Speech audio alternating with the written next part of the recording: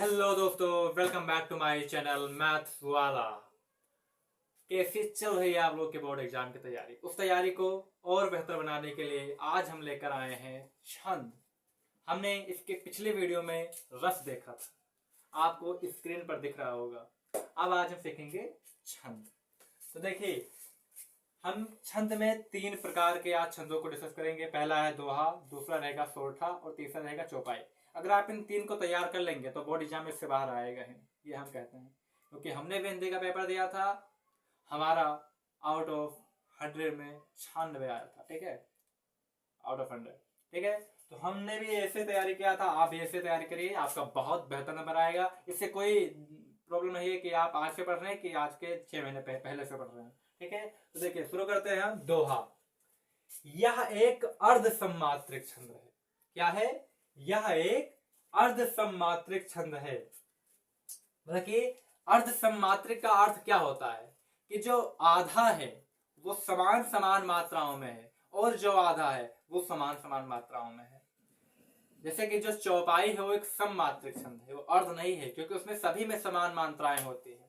ठीक है, तो ये है अर्ध सममात्रिक। जब हम चौपाई बताएंगे तो आपको बताएंगे कैसे वो सममात्रिक है। ठीक है, तो यह एक अर्ध सममात्रिक छंद है। इसमें 4 चरण होते हैं। देखिए, पहला चरण, दूसरा चरण, तीसरा चरण और एक चौथा चरण। ठीक है, अब आगे बढ़ते हैं। पहले और तीसरे चरण में 13 मात्राएं होती हैं। जैसे कि इसमें 13 मात्राएं हैं और इसमें 13 मात्राएं हैं, तथा दूसरे और चौथे चरण में 11 मात्राएं होती हैं। इसमें 11 होंगी और इसमें 11 होंगी। ठीक है, तो ये हो गया हमारा दोहा। ठीक है, ये हमारा हो गया दोहा। उदाहरण है, मेरी भव बाधा हरो, राधा नागर सोए, और जा तन की झाई पड़े, श्याम हरित दुत होए। ठीक है, तो ये भैया है हमारा दोहा। इसको आप नोट कर लीजिए। अभी देखिए, हम इसी से कैसे सोरठा बनाएंगे।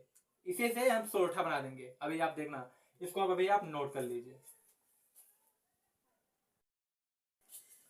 तो हाँ दोस्तों, आ चुके हैं हम सोरठा पर। अभी देखिए, ये दोहे का जस्ट उल्टा होता है। अगर आपको दोहा आता रहेगा तो आप सोरठा को बना के लिख देंगे। कैसे? देखिए, यह एक अर्ध सम्मात्रिक छंद है, दोहे में ये भी था। अब इससे क्या चेंज है आप ये देखिए, इसमें 4 चरण होते हैं। पहले और तीसरे चरण में 11 मात्राएं होती है। उसमें क्या था? पहले और तीसरे में 13 मात्राएं थी। ठीक है, इसमें 11 मात्राएं होती हैं, तथा दूसरे और चौथे चरण में 13 मात्राएं होती हैं। ठीक है, अब उदाहरण क्या है? राधा नागर सोए, मेरी भव बाधा हरो, श्याम हरित दुत हुए, जातन के झाई पड़े। हमने सिर्फ दोहे को उल्टा कर दिया, आपका सोरठा बन गया।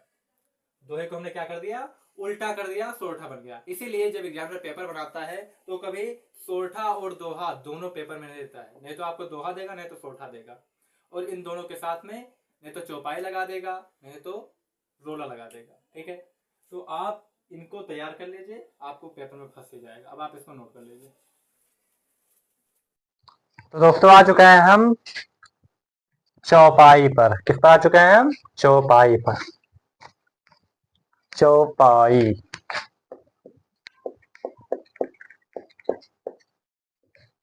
चौपाई पर।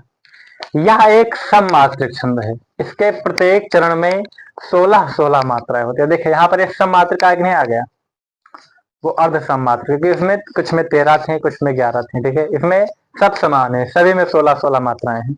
उदाहरण है, जय हनुमान ज्ञान गुण सागर, जय कपीस तिहुलोक उजागर, राम दूत अतुल बल धामा, अंजन पुत्र पवन सुत नामा। ये हनुमान चालीसा का है। देखिए यहाँ पर हमें हमारा एम है नंबर प्राप्त करना।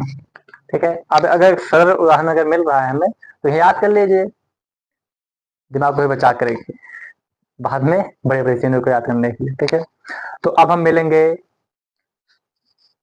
नेक्स्ट वीडियो में। आपको दिख रहा होगा इसके पिछले का, जिसमें हमने रफ बताया है, आपको स्क्रीन पर दिख रहा होगा। ठीक है, अब उसको आप पढ़िएगा। इसके पीछे भी हमने जीवन परिचय भी डाला है, खूब उसको पढ़ लीजिएगा। अगर आज से हमारे आप साथ पढ़ेंगे तो आपको हम बढ़िया नंबर दिलवा देंगे। बस इतना है कि आप सभी वीडियो को वॉच करिए और सब्सक्राइब करके रखिए, क्योंकि हमें सब्सक्राइबर की आपकी बहुत सख्त जरूरत है। ठीक है, अब मिलेंगे नेक्स्ट वीडियो में। धन्यवाद।